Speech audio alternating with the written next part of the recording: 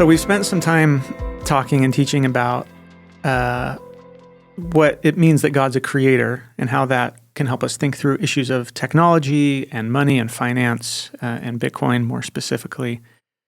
But one of the big pieces of Christian theology and a Christian understanding of the world is its understanding of sin and its doctrine of sin. And so there's a lot of Christians out there who get nervous talking not just about Bitcoin, although that's a big thing, but even just talking about money at all, because it feels kind of gross. It feels like there's something maybe inherently sinful about money. And then when you introduce a new form of money like Bitcoin, and you hear all these news stories about bad dudes using it and being used for bad things, that gets, I think, amped up even more. And so we just want to talk about this idea of, is money sinful? Is there something inherently wrong with it? Maybe Christians still holding on to their biblical view of sin, needing to think through what exactly does that mean. And we would say money is not in itself sinful. It's not necessarily sinful, right? We have the famous verse, 1 Timothy 6:10. Money is a root of all kinds of evil. But a lot of people hear that as money is the root of all evil, which is very different. And we would want to say, no, that's not what Paul's saying. It can be. It is a root, Paul says, of a lot of evil. But it's not the source of evil. It's not somehow worse than all kinds of other things. We'll talk more later about all the dangers of money. And there are a lot of warnings in Scripture about money. We don't want to rush past that. And maybe sometimes we're too quick to do that in the West and say, no, I'm fine. My heart's good. I'm doing great. But this is hard for people because money is so ubiquitous. It's everywhere. We use it all the time that you don't think of it. But it is an invention. It is a technology. And like other kinds of technology, it can be used badly or it can be used well. It doesn't necessarily have to be in and of itself something sinful and evil and wicked, and therefore you should run away from it. And we would argue that Bitcoin is a great development and a great leap forward technologically in terms of money and how money works and what money is supposed to be and why people have liked certain kinds of money. Is it really an invention? You're saying versus is it a discovery versus an invention? I mean, it's an invention in the sense that some guy or some guys sat down and had to code it out. In what sense would you say it's not an invention? What, you're saying Bitcoin's an invention because it had to be coded? Yeah. But just money in general. Is money an invention? I think so. I think this is money, is this technological way of moving beyond barter. So barter is not a thing that somebody came up with. Barter is a way of interacting. Money is a thing that you use to help you in situations that are much more complex. Is fire an invention? That is a good question. I mean, the wheel is definitely an invention. Right. Is a round boulder that can roll an invention? I don't know. That's a good question. I don't know. I mean, at what point do you cross the line from something that naturally occurs into something that you take from nature and that humans intentionally apply in a direction? I mean, if you're sitting there on the banks of a river and you see a shiny yellow rock and you say to yourself, I'm going to collect that. Right. But then later you say, I'm not going to collect it anymore. I'm going to go down to that market and use it to trade. Right. Like, is the invention the idea or is the invention the shiny yellow rock? Or is it like the combination of both of them? I think it's probably the combination of them. I mean, you could say too, same thing about a stick. Sticks grow on trees, sticks fall out of trees, sticks are laying around all over the place. But sticks can be applied and used technologically. You can invent a hoe out of it or a baton or whatever. It's still maybe just a stick, even if you haven't really done anything to it. But I think it's probably at that point crossed into being technological. Well, I guess it's interesting because in the case of gold, you have the idea to use it as money. Right. But it's a natural thing. You didn't really create the gold. No. Yeah. Versus there's other monies like fiat and Bitcoin that are created by human hands to begin with. Right. To then be used as money. So is there any difference really, I guess, categorically between gold that was there to begin with that we didn't create, that God created, versus things that we fashion by our own hands? I think, this is, what's his name? The Austrian economist who came up with Mises? I don't know if it was Mises, about how money has to start out as something that you use as a utility value, and then it transfers over into being used as money. And this has been one of the arguments against Bitcoin as money, is they say, well, how could this be money if it started out right away?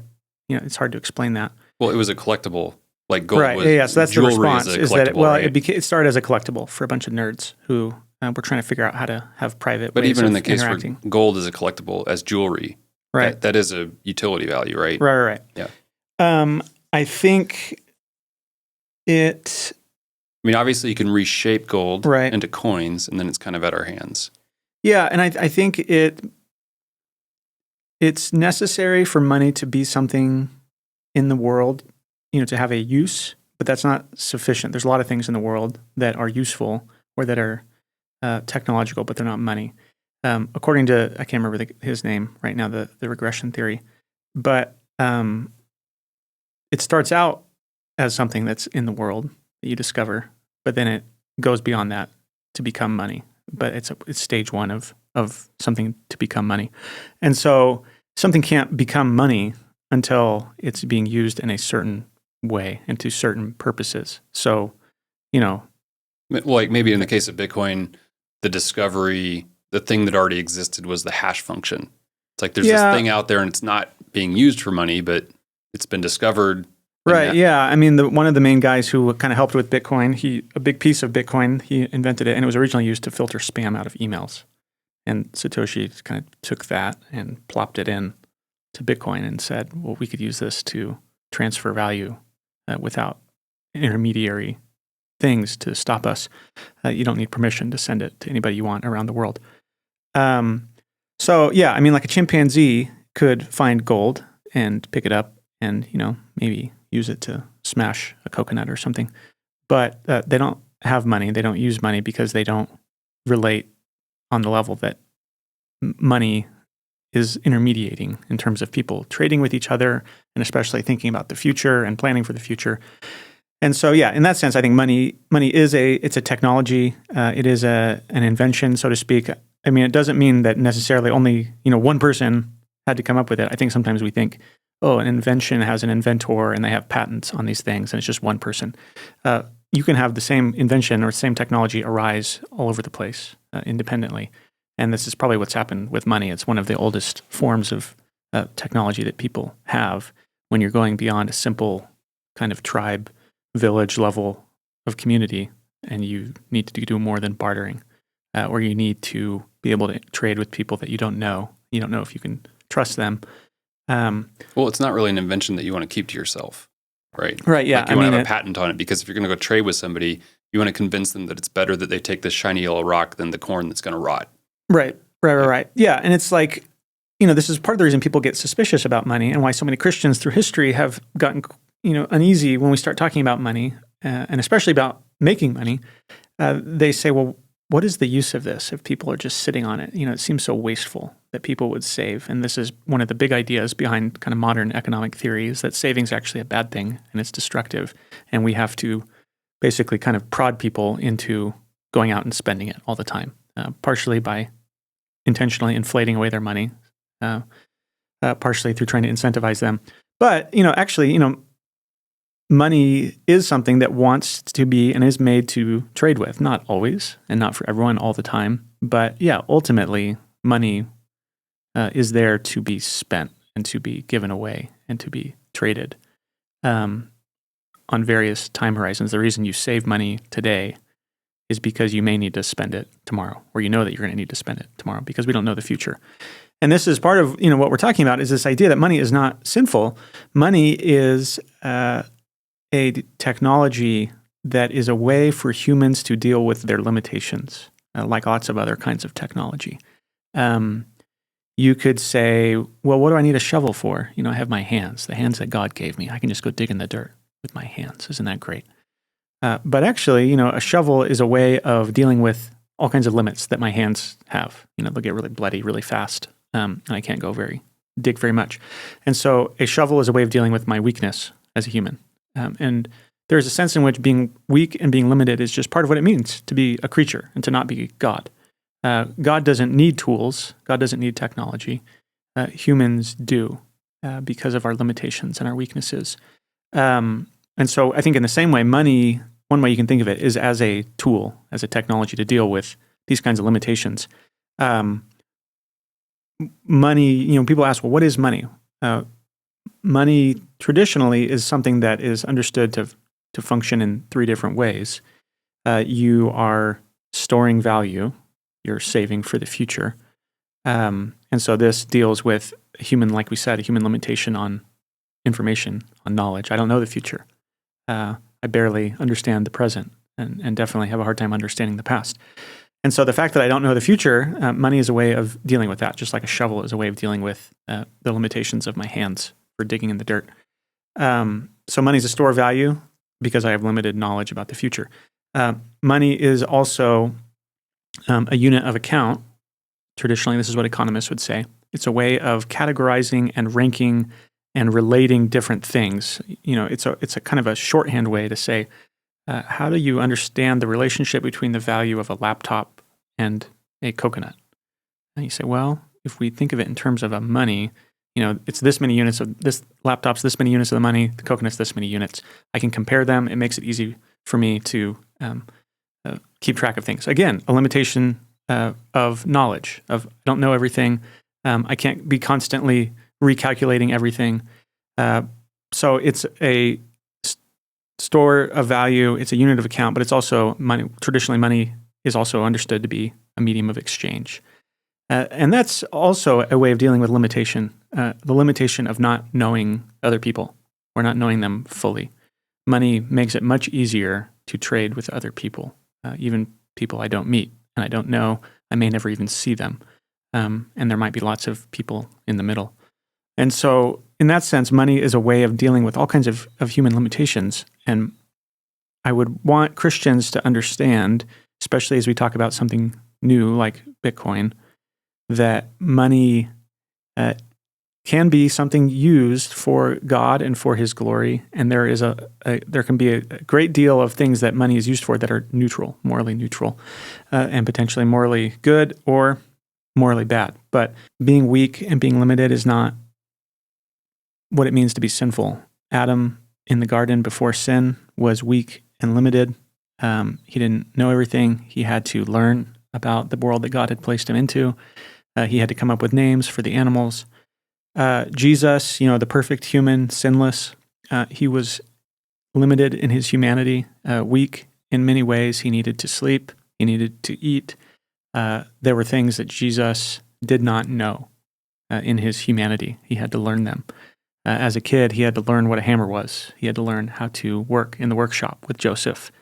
He had to learn probably a couple different languages for the part of Galilee that they worked in to do trade with different people groups in the area. And even during his ministry, he's been baptized for public ministry. Even then, there's things that he learns and he doesn't know. The woman who has the blood flow issue, she touches his garment as he's going through a big crowd, and he stops and says, "Who touched me?" I don't think Jesus was just saying that for the sake of everyone hearing him. I don't think it was a rhetorical question. I think he really didn't know. Because the disciples say, "Well, what do you mean? Everyone's touching you." And Jesus says, "No, something happened. I felt," he says, "power go out of me, but I don't know where it went. Who is the one?" And so not knowing things, being limited, needing to learn things, needing information, needing technology, this is not sinful. There's nothing morally culpable about that. At the same time, though, not knowing the future and then trying to use technology to stave off all possible risks of the future can feel like you're not trusting in the Lord, right? Right, yeah. And so this is one of the big questions of ethics is, when and how is it right or wrong to keep doing these things? Really famous example, a lot of people have had to deal with this, is at the end of life. How much technology do you apply to try to extend someone's life at the very end? Given the costs, given, just the fact that we are mortal and it's not godly to try to cling on to every last little shred of life. This was a big deal during COVID with, the kind of trying to survival became the ultimate over everything else, over going to church, over fellowship with other people. And it's just like, there's a lot more to life than continued biological existence. This is one of the big themes too of Lord of the Rings. One of my favorite books. I talk about it all the time. I think about it all the time. The ring, in many ways, is a kind of technological device that many characters throughout the whole story are saying and wondering and being tempted by, well, what if I could use this thing for good? I think I'm the one that can handle the power of the ring. But the ring always consumes you and always overcomes you. And, that's the great arc of Lord of the Rings, is the lowly hobbit who is less affected by the ring than everybody else is in the end the one who ends up destroying it. But even at the very end there, as Frodo is in Mount Doom, he's overcome by it and he fails and he puts the ring on. But God intervenes and overcomes his weakness. It's a huge question in Christian ethics. And money, again, we're not trying to minimize the fact that the Bible has a lot of warnings about money. It is extremely tempting. It really can be a kind of Sauron's ring that is hard for people to wield without being destroyed by it. But is it uniquely tempting?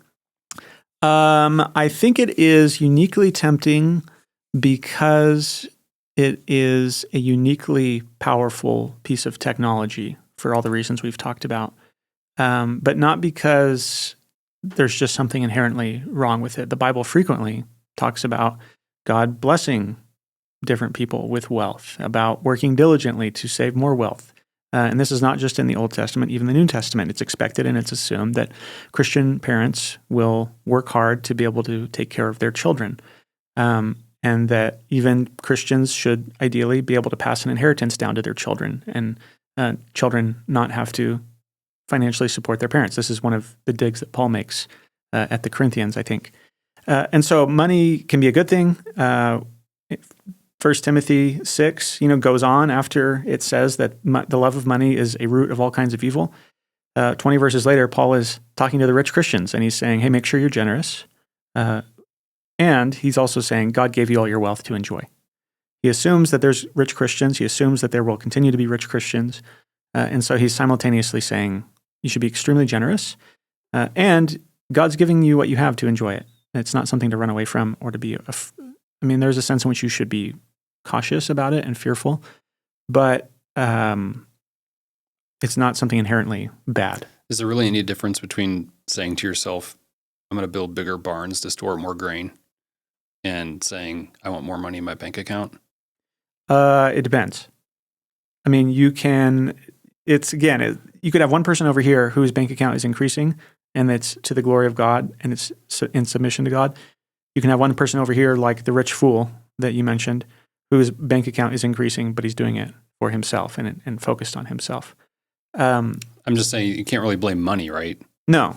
I do, yeah, but because money is so powerful, and because it can do so much for us, it is something that can be uniquely destructive to people. And I think it's like qualitatively different than a bunch of grain stored up in a silo, because people may not want the grain. It's hard to move the grain. Right. Money solves all those problems. Right. So it makes it solves a lot of problems. More tempting than a bunch of grain. Right. Yeah. And so Jesus says, it's easier for a camel to go through the eye of a needle than for a rich man to get into heaven. And I think he really meant that. And his disciples are shocked when he says that, because they assumed, like a lot of people today, that if you're wealthy, that must mean God's on your side. But Jesus then says nothing's impossible with God. God can do miracles. God can save rich people.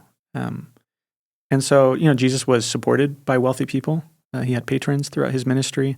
There were, not a huge number, but there were a significant number of wealthy Christians in the early church amidst many poor Christians.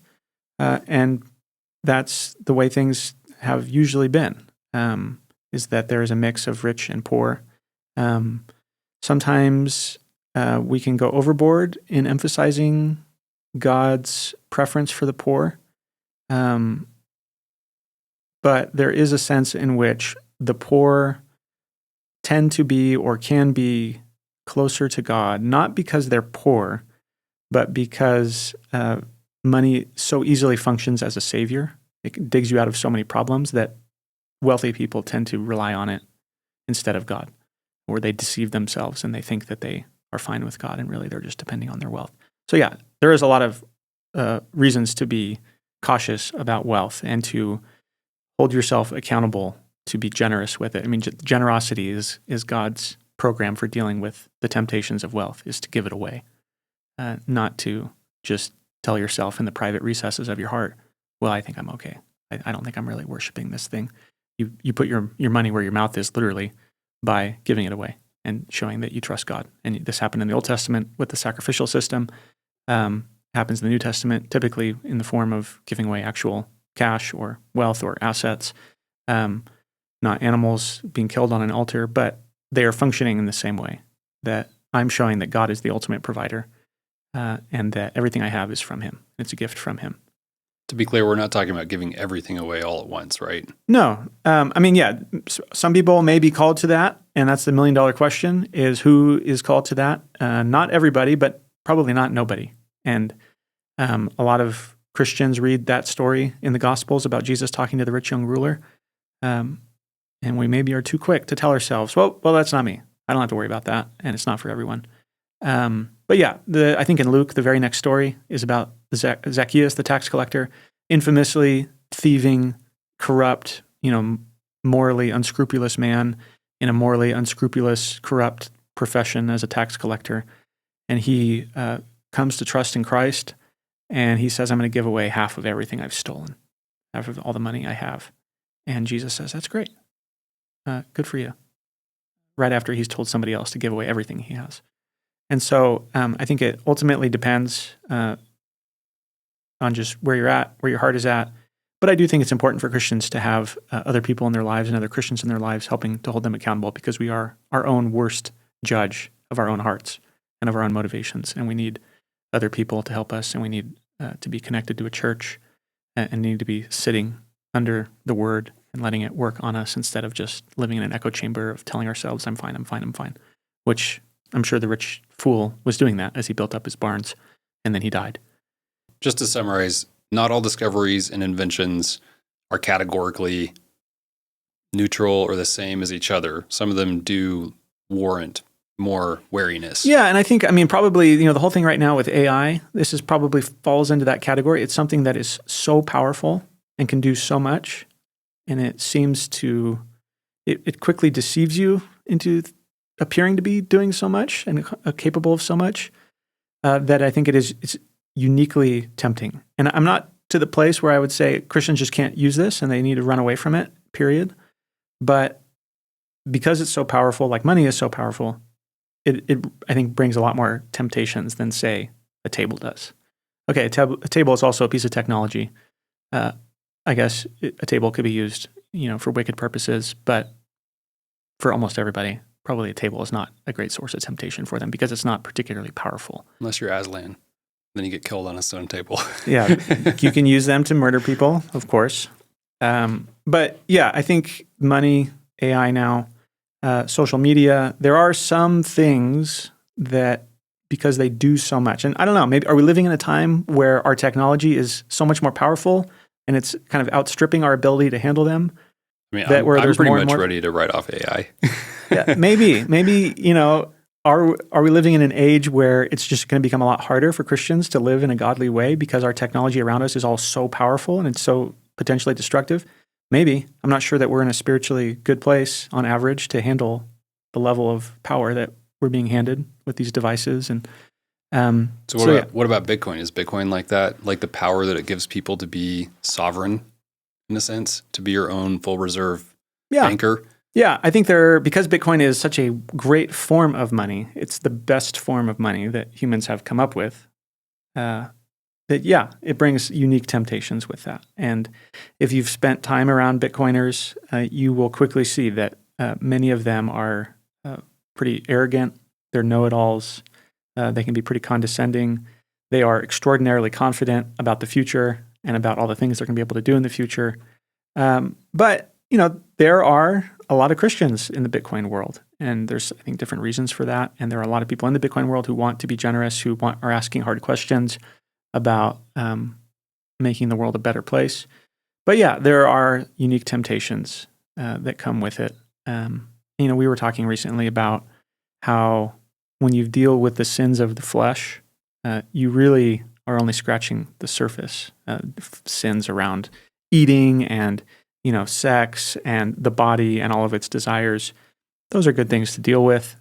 We should focus on them. Bitcoiners tend to focus on them a lot. Eating really well and getting strong and working out and saving your money.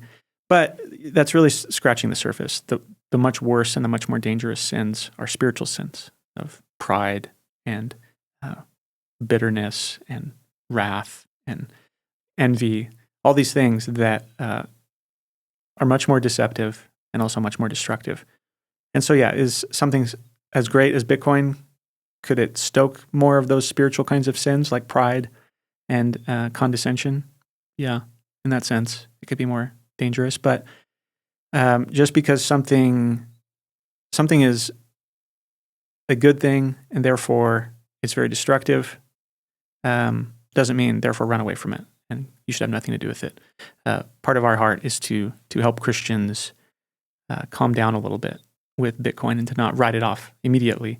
We'll talk later about how Bitcoin really, part of the reason you should be interested in Bitcoin and open to it is because of actually how it does deal with sin. Most Bitcoiners are not thinking about Bitcoin in terms of how this deals with human sinfulness, but that's really kind of its killer feature, is that it is designed to mitigate human sinfulness. And so what we're saying today is mainly that money is not inherently sinful, Bitcoin is not inherently sinful, but we'll talk more later about there are ways that it deals with human sin. Some actually pretty powerful ways that it does that and can help mitigate the damage caused by them. So in some sense, Bitcoin can magnify certain temptations like to envy, but then in other cases, you're saying it curbs the desire to sin or even the ability to sin. Yeah, no, and that's, I haven't gotten to that yet, but that's, I think Christians who have a Christian understanding of sin and all of its horror and all of its depth, that's actually a reason to be more open to Bitcoin and more interested in it because Bitcoin is designed to deal with sin. And the current monetary system has hijacked human sinfulness to all kinds of destructive ends. And Bitcoin is raising its hand and saying, sinful humans, not in these words, of course, but it's saying, sinful humans have abused this and are causing a lot of destruction. Here are some ways using computers that we think we can help put some of a throttle on these temptations. It doesn't fix everything, but it deals with some huge, terrible features of human sinfulness that even gold has not been able to do for all of its strengths over the years. Yeah, from a code standpoint, Bitcoin is designed to thrive in an adversarial environment, right? Right, yeah, and Bitcoin, one of the things you hear a lot in the Bitcoin world is, there's no trust. You don't have to trust anybody, which understandably can make Christians a little uneasy when they hear about, you don't have to trust anyone. Because we want to trust in the Lord, right? Right. Trusting the Lord is a good thing, and we want to build trust in marriages. And, it's not, we say, hey, this isn't good when people don't trust institutions, when they don't trust the government, when they don't trust the church, when they don't trust the police. That's really bad. We think there should be more trust in society. And so you got to qualify it a little bit, but we say, well, here's what's going on. Money is, because it's the flip side of it being so powerful, like we've said, is that it can cause a lot of damage and a lot of destruction, kind of like sex. And so Bitcoin says, because it can do so much damage, and because people with power over money have used it so poorly against people, we are going to head off some of the connections you have to them. You don't need to trust them. You can. Trust is not a bad thing. Trust is a good thing in the right circumstances, but it's not always good. And Scripture is clear about that just because somebody is powerful, just because they have a certain title on their, LinkedIn page or on their desk or whatever, it doesn't mean you just need to let them do whatever they want and you should believe everything they say. No, people, especially when they have abused their trust, actually it's sinful and it's foolish to continue to trust them, and you are obligated to be more skeptical toward them. I mean, there's ways to interact with Bitcoin where you can trust people. You can buy the ETF. Right. Presumably in the future, banks will allow you to have Bitcoin-denominated accounts. Right. Yeah, and kind of one of the mythological figures of the Bitcoin kind of ecosystem is the Uncle Jim. Not you, Jim, but the Uncle Jim is the guy who understands Bitcoin and is willing to kind of help his family members deal with it. Because it's like, yeah, most people are not going to be able to figure out how to do all these things on their own. I just here with my little hardware wallet and my node and all these things. That's just so you got to trust Uncle Jim.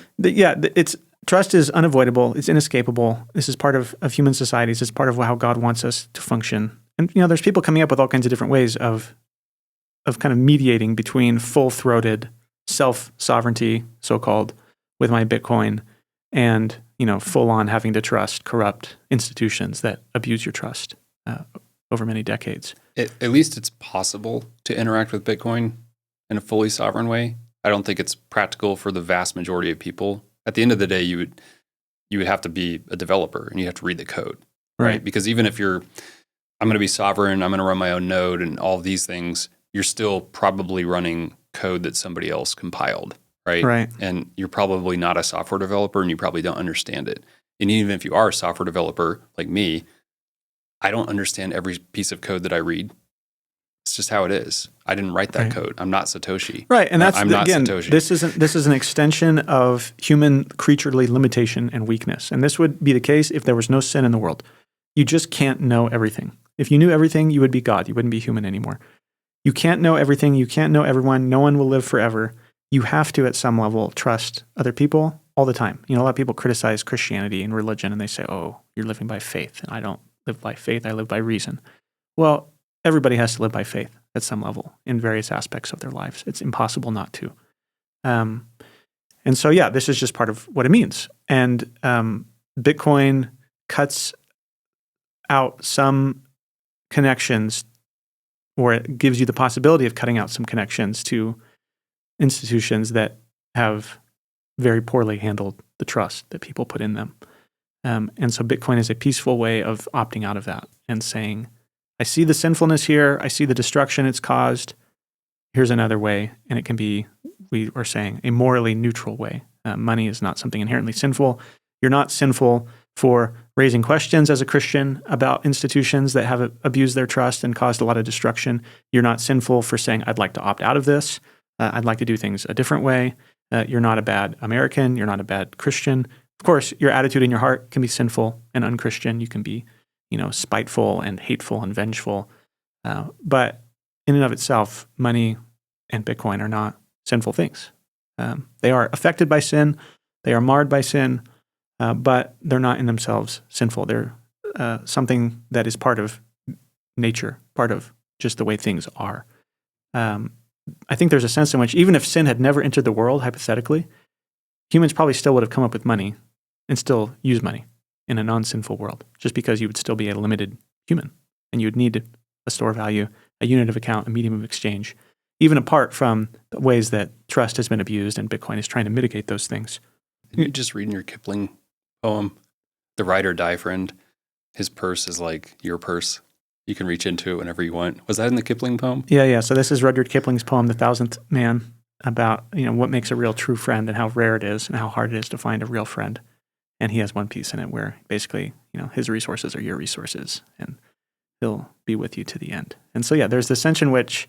maybe like the smaller the group is, the less there is a need for money, right? Because you're just in a society that's 100% based on trust. Like you're in a village that just has 20 people and everybody knows whose stuff is everybody's. And so you can kind of just...